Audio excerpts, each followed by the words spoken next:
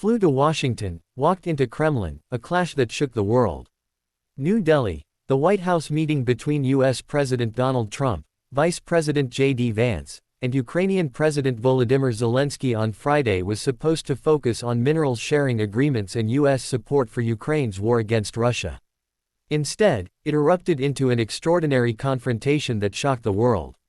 In front of the world's media, Trump and Vance berated Zelensky, accusing him of not being thankful and pressuring him to accept a peace deal with Russia.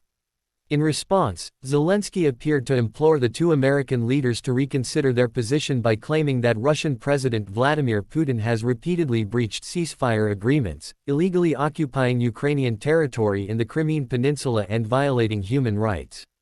The tense encounter, which left the Ukrainian leader visibly uncomfortable, has since sparked a fierce backlash not just across Washington but also beyond. The dramatic scenes inside the Oval Office prompted Trump's opponents to accuse him of holding a pro-Russian position on the ongoing Russia-Ukraine war. Democrats have condemned Trump and Vance's actions as an appeasement of Russian President Vladimir Putin, while Republicans defended their approach as putting America first. A Democratic Party leader from Massachusetts even went on to say that Zelensky flew to Washington but walked into the Kremlin in the aftermath of the fiery meeting. What we saw in the Oval Office today was beyond disgraceful. Trump and Vance berating Zelensky, putting on a show of lies and misinformation that would make Putin blush as an embarrassment for America and a betrayal of our allies. They're popping champagne in the Kremlin, wrote Maryland Senator Chris Van Hollen. Republicans, however, saw the Oval Office confrontation as a necessary shift in U.S. policy, arguing that Ukraine must recognize the limits of American support. Thanks to President Trump, the days of America being taken advantage of and disrespected are over. What we witnessed in the Oval Office today was an American president putting America first, said House Speaker Mike Johnson. Thank you, POTUS, for standing up for America in a way that no president has ever had the courage to do before. Thank you for putting America first. America is with you, wrote Secretary of State Marco Rubio on social media. How the clash unfolded. Tensions had already been high before the meeting. Trump and Zelensky have long had a strained relationship, exacerbated by Trump's push for a diplomatic settlement with Russia and his past questioning of U.S. aid to Ukraine under former President Joe Biden's administration. The meeting began with polite exchanges over minerals trade agreements, but after more than 30 minutes of discussion, Vice President Vance shifted the focus to something else.